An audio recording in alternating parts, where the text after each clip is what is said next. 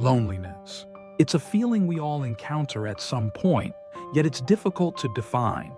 Is it simply being alone? Or is it something deeper, an emptiness, a disconnect, a sense of being unseen? In a world that's more connected than ever, why do so many of us still feel lonely? And is loneliness something to be feared, or does it carry a hidden purpose? To answer these questions, we need to step back and look at loneliness from multiple perspectives: philosophical, psychological, social, and spiritual. What can these perspectives teach us about this universal, yet deeply personal experience? Let's begin with philosophy.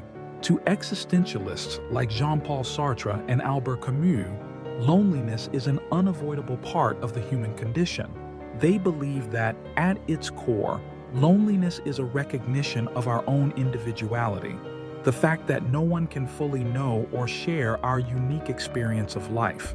Sartre's idea of existential isolation reminds us that, despite our connections, each of us is ultimately alone with our thoughts, fears, and desires.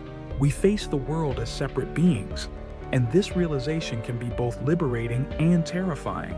Camus spoke of the absurd, the contradiction between our desire for meaning and the universe's apparent indifference to us.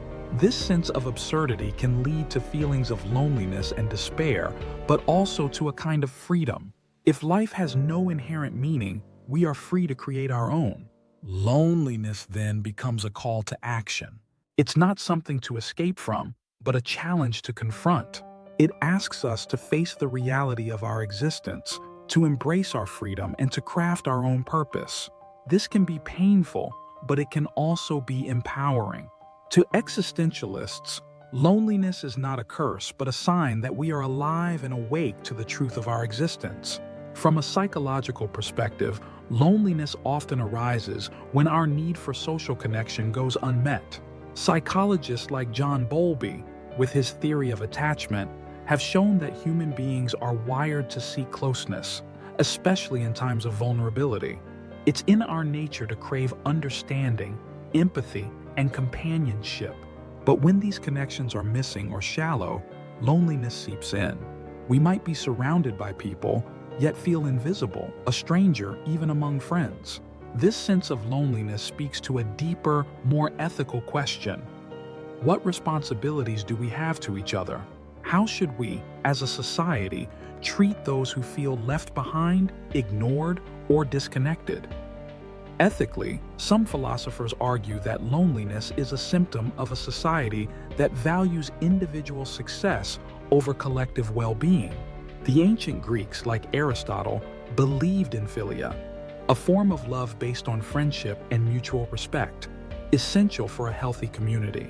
In contrast, modern cultures often prioritize independence and self-reliance, leading to a lack of genuine connection.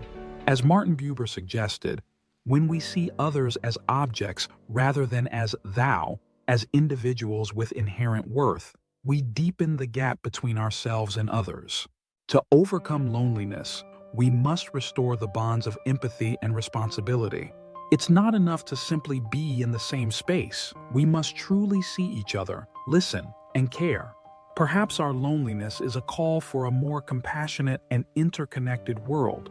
In today's world, technology has transformed the way we interact. We're in constant communication, yet many feel more isolated than ever, because online interaction often lacks the depth and authenticity of face-to-face relationships. Philosopher Sherry Turkle describes this paradox as being alone together. We scroll through endless feeds, post updates, and receive likes, but what are we truly connecting to? We're often drawn to the convenience of digital interaction, but at what cost? Technology can create a facade of connection while keeping us distant. We can curate our lives online, presenting only the best parts, but this doesn't lead to understanding or intimacy. The philosopher Byung-Chul Han calls this the age of hypervisibility, where we are constantly seen yet rarely truly known. To combat loneliness in this digital era, perhaps we need to return to basics, real conversations, time spent together without distractions, and moments of vulnerability where we allow ourselves to be seen, flaws and all. For many, loneliness is not just a social or psychological challenge, but a spiritual one. It's a longing for something greater, a sense of purpose, connection to the divine, or unity with the cosmos. The mystic Thomas Merton saw loneliness as a gateway to spiritual awakening, a sign that we are searching for meaning beyond the material world. Spiritual traditions from around the world offer unique insights into loneliness. Buddhism teaches that our sense of separation is an illusion caused by attachment to the self. Through meditation and mindfulness, we can see beyond our ego and recognize the interconnectedness of all life. In Christianity, loneliness can be a form of spiritual thirst, a desire to connect with the divine and experience a love that transcends human relationships. In Hindu philosophy, the concept of Atman, or the true self, reminds us that beneath our individual identities, there is a deeper unity with the universe. Loneliness then becomes a spiritual teacher. It guides us to seek a higher truth, to connect with something beyond ourselves, whether that is God, the universe, or the collective spirit of humanity. It's an invitation to look inward, to find peace not in others, but in the stillness of our own hearts. So, why do we feel lonely? Maybe it's because loneliness is a part of being human, a sign that we are complex, reflective, and constantly seeking connection. But loneliness is not just an enemy to be fought. It's a teacher, a guide, a force that can push us to grow. Loneliness can be a moment of clarity, a reminder that we need each other, that we are searching for something more, and that we are capable of deep, meaningful relationships if we are willing to be vulnerable. It invites us to break down the walls we've built, to open our hearts to others, and to find beauty in the quiet moments of solitude. Feeling lonely doesn't mean we are weak. It means we are aware of our longing to be known, to be seen, to be loved. And perhaps in embracing our loneliness, we take the first step toward a more connected, compassionate, and fulfilling life. In the end, loneliness is not the absence of connection, but the beginning of it. The reminder that we are never truly alone, even in our solitude.